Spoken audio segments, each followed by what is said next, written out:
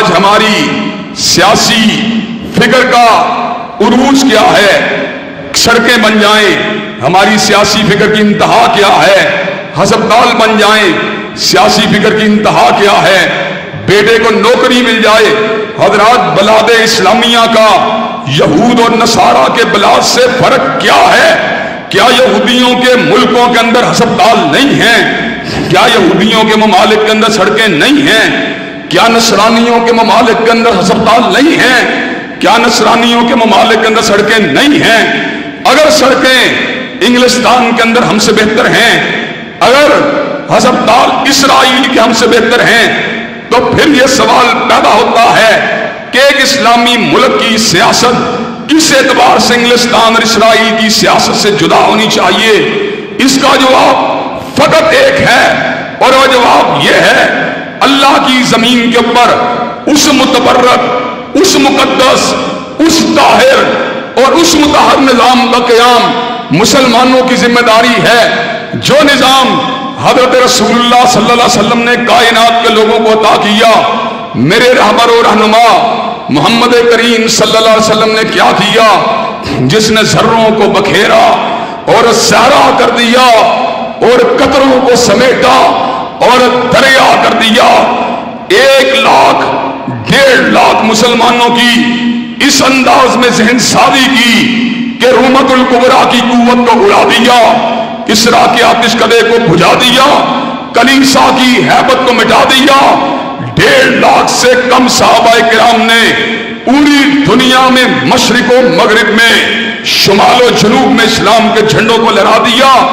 لیکن آج پاکستان کا 24 کروڑ مسلمان اس بات کو ترس رہا ہے کہ ہم اپنے مملکت کے اندر کب اسلامی نظام کو اریکٹ کرنے میں، کب اسلامی نظام کو امپلیمنٹ کرنے میں کامیاب ہوں گے۔ آج اسلامی تحریکوں کے لوگ، آج دیندار طبقات کے لوگ، وہ بھی گھر سے نکلتے ہیں، مسلم لیگ کی تائید میں نکلتے ہیں، وہ بھی گھروں سے نکلتے ہیں، تحریک انصاف کی تائید میں نکلتے ہیں۔ اور مجھے یہ بات بتلاؤ، محمد کریم صلی اللہ علیہ وسلم کا وہ عظیم اور متبرک نظام جس نے پوری کی پوری دنیا پر رحمتوں کے بادلوں کو سایہ فگن فرما دیا، کیا اس نظام کو اٹھانے کے لیے، کیا اس نظام کے قیام کے لیے ہم سب کو یکجا ہو کر آواز کو نہیں اٹھانا چاہیے؟ الحمدللہ اس انتخاب کے اندر دھاندلی کے باوجود اور دباؤ کے باوجود اور پولنگ ایجنٹوں کو اپنے دفتروں سے باہر نکال دینے کے باوجود اور فکس نتائج کو مرتب کرنے کے باوجود ہمیں ماضی کے مقابلے میں عوام کی بہت بڑی تعداد کی تائید ملی ہے۔ لیکن تاحال ابھی منزل دور ہے۔ لیکن میں یہ بات آپ حضرات کے سامنے کرنا چاہتا ہوں اور اپنے دل کی بات آپ حضرات کے سامنے رکھنا چاہتا ہوں۔ اگر ہم اپنی مملکت میں اسلامی نظام کی عملداری چاہتے ہیں، اگر ہم اپنی مملکت میں ابو بکر و عمر کے نظام کو چاہتے ہیں، اگر ہم اپنی مملکت میں عثمان و علی کے نظام کو چاہتے ہیں رضوان اللہ علیہ مجمعین، تو ہم سب کو انفرادی سطح کے اوپر بھی اور اجتماعی سطح کے اوپر بھی بعض باتوں کے اندر اپنا احتساب بھی کرنا پڑے گا اور اپنی ذمہ داریوں کو بھرپور طریقے سے ادا بھی کرنا پڑے گا۔ میں اسلام کا ایک معمولی سا طالب علم ہوں، میں اسلام کا ایک معمولی سا کتاب و سنت کا معمولی سا خدمتگار ہوں، الحمدللہ نظریاتی انسان ہوں۔ جب تک زندہ رہوں گا نظام مصطفیٰ کی جنگ کو لڑتا رہوں گا، جب تک زندہ رہوں گا نفاذ اسلام کا پھڑیرا لہراتا رہوں گا۔ میں کل انتخابی عمل سے واپس آیا، مجھ سے کسی نے بات کی اب کیا ہوگا؟ میں کہا دوبارہ وہی کام ہوگا جو پہلے کیا۔ کہا بس صاحب یہ منزل مشکل ہے، عمر محدود ہے۔ میں نے کہا انا صلاتی و نسکی و محیایا و ماتی للہ رب العالمین۔ کیا ہوا؟ زندگی مختصر ہے، زندگی کے سب لمحے عرش کے رب کی حاکمیت کے لیے، زندگی کی تمام توانائیاں نظام مصطفیٰ کے لیے۔ لیکن حضرات گرامی قدر، جن کمزوریوں کو میں دور کرنے کی بات کر رہا ہوں، میں آپ حضرات کے سامنے اختصار وقت کے طور پر ان میں سے بعض اہم باتوں کو آپ کے گوش گزار کرنا چاہتا ہوں۔ ہمارے سیاسی زوال کی سب سے بڑی وجہ آج پتہ کیا ہے؟ نظام مصطفیٰ سے دوری کی سب سے بڑی وجہ پتہ کیا ہے؟ کہ آج ہمارے اندر خوف ہے، آج ہمارے اندر دباؤ ہے، ہم ڈرتے ہیں سردار سے، چودھری سے، بڑے بڑے لوگوں سے۔ لیکن ہمارا نبی کون تھا جس نے ہوادن کے تیر اندازوں کی برکتے ہوئے تیروں کے سامنے کہا تھا انا النبی لا کذب انا ابن عبد المطلب، میں عبد المطلب کا پوتا ہوں، عبداللہ کا لحد جگر ہوں، اسی طرح میرے نبی ہونے میں کوئی شک نہیں ہے۔ میں تیروں کو سہنا سینے پہ گوارا کر سکتا ہوں، دشمن کی پشت کو کرنا گوارا نہیں کر سکتا۔ دنیا دار لوگ تو اپنے من پسند لیڈروں کے لیے، اپنے من پسند مفادات کے لیے لڑنے جھگڑنے پہ آمادہ ہو جاتے ہیں، اور اسلام کے علمبردار جو ہیں وہ اسلام کی بات کرنے سے بھی کتراتے ہیں، اسلام کی بات کرنے سے بھی گھبراتے ہیں، اسلامی نظام کی دعوت دینے سے بھی گھبراتے ہیں۔ حضرات یہ کیا ہے؟ اس زوال کی وجہ کیا ہے؟ زوال کی وجہ یہ ہے عرش کے رب کی حشیت صحیح معنوں میں ہمارے دل میں موجود نہیں ہے۔ اگر ہم اللہ سے ڈرنے والے ہوں، پھر ہمیں کسی ایم این اے کا، کسی ایم پی اے کا، کسی کونسلر کا، کسی چیئرمین کا کیا دباؤ ہو سکتا ہے؟ ڈرے ہوئے لوگ، دیندار طبقے کے لوگ جنہیں مجاہد ہونا چاہیے تھا، شرماتے پھرتے ہیں، لوگ گوبر بیچ رہے ہیں، اور ہم سونے کو جناب سونا بیچتے ہوئے کترا رہے ہیں۔ حضرات دوسری بہت بڑی وجہ لالچ ہے۔ میرے چھوٹے چھوٹے مفادات ہیں، میں نے فلاں شخص کا ساتھ دیا تو میرا بیٹا نوکری لگ جائے گا، میں نے فلاں شخص کا ساتھ دیا میرے گھر میں مہینے کا راشن آ جائے گا، میں نے فلاں شخص کا ساتھ دیا میری معیشت میں بہتری کے امکانات پیدا ہو جائیں گے۔ اور دعوت دین کے حوالے سے نبی مہرباں حضرت محمد کریم صلی اللہ علیہ وسلم کی زندگی پہ غور کرو۔ ابو طالب آپ کے پاس آئے، کہا بھتیجے حسینہ عرب سے تیری شادی کر دی جائے، بھتیجے مکہ کی چودراہٹ کے تاج کو تیرے سر پہ رکھ دیا جائے، بھتیجے دنیا کے ہیرو جواہرات کو تیرے قدموں میں ڈال دیا جائے۔ تو میرے آقا نے کہا تھا میرے ایک ہاتھ پہ سورج اور ایک ہاتھ پہ چاند بھی رکھ دیا جائے تو میں تب بھی اللہ تبارک و تعالیٰ کے دین کی تبلیغ سے باز نہیں آ سکتا۔ حضرات گرامی قدر، تیسری وجہ یہ ہے، گھبراہٹ کی تیسری وجہ یہ ہے کہ یار مد مقابل 5000 ہیں، 10,000 ہیں، ہم 200 ہیں، 400 ہیں، 1000 ہیں، ہم ان کا مقابلہ کیسے کر سکتے ہیں؟ اللہ نے اس امر کا اعلان فرما دیا، قل انما اعیدکم بواحدہ ان تقوموا للہ مثنی و فرادا۔ حبیب آپ اعلان کر دیجئے، اللہ کے لیے کھڑے ہو جاؤ، کوئی ساتھی نہیں ملتا، ایک ساتھی ملتا ہے، کھڑے ہو جاؤ، ایک بھی نہیں ملتا، اکیلے ہی کھڑے ہو جاؤ۔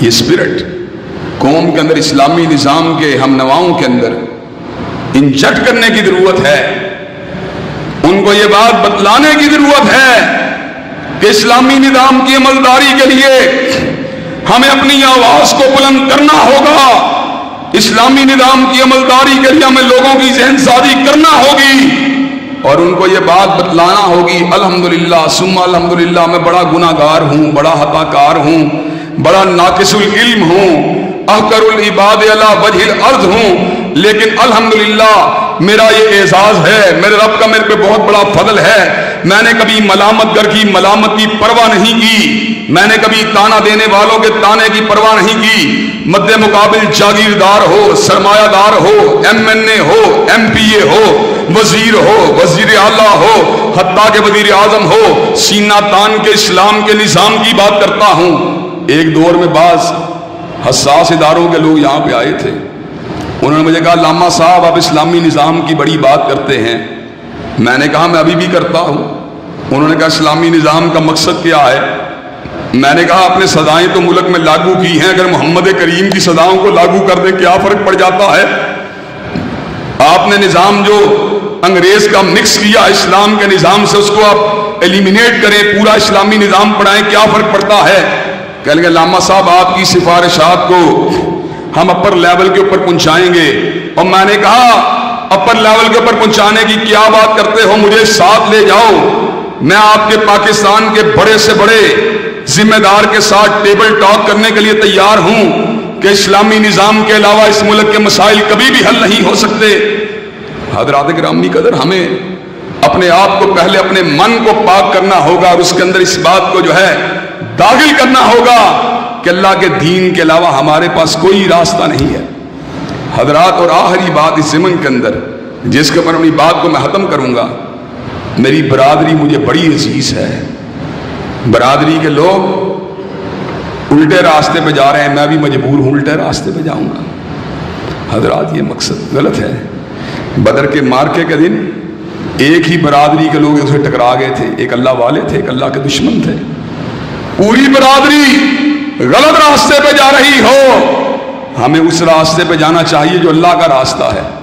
حضرات، ہمارے لیے یقین کیجئے، میرے لیے یہ دکھ کی خبر ہے کہ اسلامی جمہوریہ پاکستان میں ایک دین سے ناآشنا آدمی جو عمرہ بھی جرابے پہن کے کرتا تھا، جو باقاعدہ طور پہ ایک مدار کی چوکھٹ کے اوپر گر گیا اور اس نے پورے سر کو وہاں پہ ٹیک دیا، امور ملکی کا نگران بن رہا ہے، جو اسلام کی ابجد کو بھی نہیں جانتا۔ کس لیے بن رہا ہے؟ اس لیے کہ اس کی ذات میں کرشمہ ہے، اس لیے بن رہا ہے اسے بات کرنے کا رنگ ڈنگ ہے، اس لیے بن رہا ہے وہ آکسفورڈ کا گریجویٹ ہے، اس لیے بن رہا ہے وہ میڈیا کے ساتھ گفتگو کرنا جانتا ہے، اس لیے بن رہا ہے اسے تحریک چلانی آتی ہے۔ حضرات، یہ کیا بات ہے؟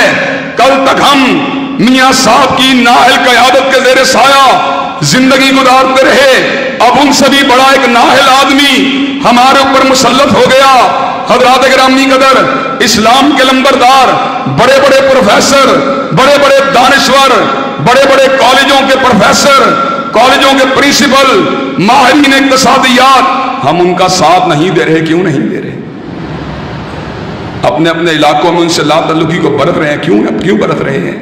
حضرات، ہمیں کیا ہو گیا ہے؟ ہم کیا چاہتے ہیں؟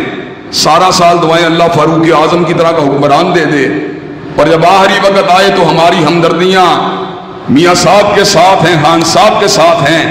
حضرات، میں آپ کو یہ بات بتلاؤں، خان صاحب کے دور کے بارے میں ابھی حلف نہیں اٹھایا، لیکن میری پیشین گوئی سنیں، گانا بجانا بڑھے گا، بے پردگی بڑھے گی، بے حیائی بڑھے گی، اس ملک کے اندر مغربی کلچر کا اثر و رسوخ آئے گا، اس ملک کے اندر برائیاں اپنے عروج پہ پہنچیں گی، اس ملک میں مدارس کے خلاف وار ہوں گے، اس ملک میں علماء دین کو ٹارگٹ کیا جائے گا، اس دور کے اندر لوگوں کے ساتھ ظلم و بربریت کے پہاڑوں کو توڑا جائے گا، اس دور کے اندر قرآن و سنت کی تعلیمات کو دیش نکالا دیا جائے گا، اس دور کے اندر مادر پدر آزادی کو عام کیا جائے گا، اس دور کے اندر میڈیا کے اندر بے حیائی کا کلچر عام کیا جائے گا، اس دور کے اندر سیاسی مخالفوں کے خلاف برے مکالمے بولے جائیں گے، سیاسی مخالفوں کے خلاف بد تہذیبی کو ہوا دی جائے گی، اس دور کے اندر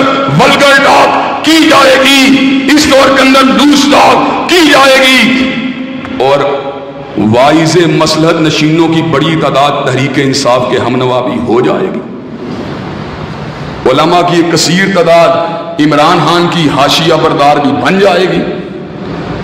یہ میں آپ کو ایک سٹوری ہے جو سنا رہا ہوں، 5 سال کے بعد آپ کو اس سٹوری کا ڈراپ سین آپ مجھ سے دوبارہ ڈسکس کر لینا، لیکن حضرات میری ایک بات سن لیجئے اور اس کے اوپر اپنی بات ختم کروں گا۔ وہی تیری نبی ماری، وہی تیری نبی ماری، وہی نامحکمی دل کی، علاج اللہ کی قسم مسلم لیگ اور تحریک انصاف کے پاس نہیں، علاج اس کا وہی آب نشاط انگیز ہے ساقی۔ حضرات، قوم کو مجتمع ہونا چاہیے، سمجھنا چاہیے، خودکشی کر رہی ہے ہماری قوم، خودکشی کر رہی ہے ہماری قوم، خود ہلاکت گھڑے میں گر رہی ہے، لیکن انشاءاللہ ہمارا کام سمجھانا ہے، جب تک زندہ رہیں گے سمجھاتے رہیں گے، جب تک زندہ رہیں گے دعوت دیتے رہیں گے۔ اللہ تبارک و تعالی ہم سب کو غلبہ دین کے لیے کام کرنے کی توفیق دے اور ہم سب کو اقامت دین کے لیے کام کرنے والے لوگوں میں شامل کر دے۔ وآخر دعوانا ان الحمدللہ رب العالمین۔ الحمدللہ نحمدہ ونستعینہ ونستغفرہ ونؤمن بہ ونتوکل علیہ ونعوذ باللہ من شرور انفسنا ومن سیئات اعمالنا من یہدہ اللہ فلا مضل لہ ومن یضلل فلا ہادی لہ واشہد ان لا الہ الا اللہ واشہد ان محمدا عبدہ ورسولہ اما بعد فإن خیر الحدیث کتاب اللہ وخیر الہدی ہدی محمد صلی اللہ علیہ وسلم وشر الامور محدثاتها وكل محدثۃ بدعۃ وكل بدعۃ ضلالہ وكل ضلالۃ فی النار۔ حضرات گرامی قدر، محمد کریم صلی اللہ علیہ وسلم دنیا کے سب سے بڑے روحانی رہنما بھی ہیں اور سب سے بڑے سیاسی رہنما بھی ہیں۔ مائیکل ہارٹ نے کہا تھا محمد کریم کا نمبر اس لیے پہلا ہے کہ وہ صرف دنیا روحانیت کے امام نہیں بلکہ معاشرتی زندگی کے تمام جزئیات کے بھی وہ امام ہیں۔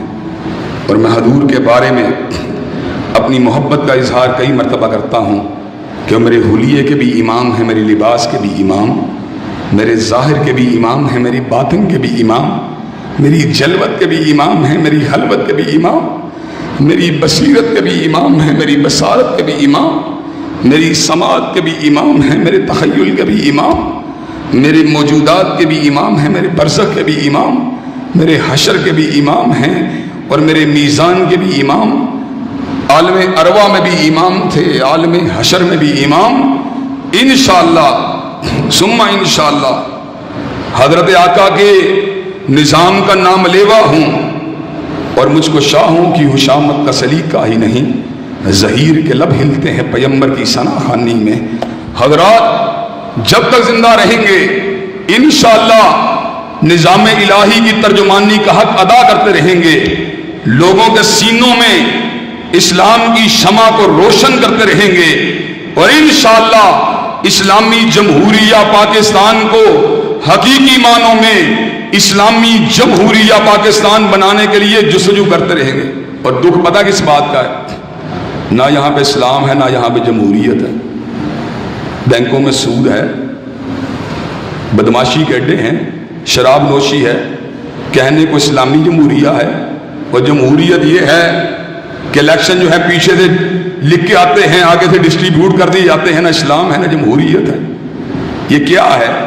اللہ تبارک و تعالی ہمارے ملک کو صحیح معنوں میں اسلامی جمہوری ریاست میں تبدیل فرمائے۔ حضرات گرامی قدر، ہم سب کو کلمہ طیبہ کی عملداری کے لیے کام کرنے والے لوگوں میں شامل فرمائے کہ آپ انشاءاللہ گو کہ آپ نے اسلام کو ووٹ نہیں دیا، گو کہ آپ میں جتنے لوگ بیٹھے ہیں 90% لوگوں نے اسلام کو ووٹ نہیں دیا، لیکن پھر بھی حسن ظن کے لیے کہ آپ اسلامی نظام چاہتے ہیں لیکن ووٹ نہیں دیں گے آپ انشاءاللہ۔ گو کہ آپ نے اسلامی نظام کو نہ پہلے ووٹ دیا، نہ اس دفعہ دیا، نہ آئندہ دینے کا ارادہ ہے، لیکن ہمیشہ یہ بات کہتے رہیں گے اللہ اسلام آ جائے۔ بیجنا آپ وہ چاہتے ہیں، بیجنا وہ چاہتے ہیں کانٹے اور کھانا پھول چاہتے ہیں، لینا پھول چاہتے ہیں۔ بیجنا چاہتے ہیں جناب کدو اور کاشت کرتے ہیں تربوز کی۔ حضرات یہ بات غلط ہے۔ کھانا چاہتے ہیں آپ چینی اور منہ میں آپ ڈالتے ہیں مرچیں۔ تو حضرات گرامی قدر اس طریقے سے اسلام نہیں آ سکتا۔ اسلام تو آئے گا یک طرفہ ہو کر، اگرچہ بت ہیں جماعت کی آستینوں میں، مجھے ہے حکم اعظم لا الہ الا اللہ ان اللہ یامر بالعدل والاحسان وایتاء ذی القربی وینہی عن الفحشاء والمنکر والبغی۔ سبحان اللہ۔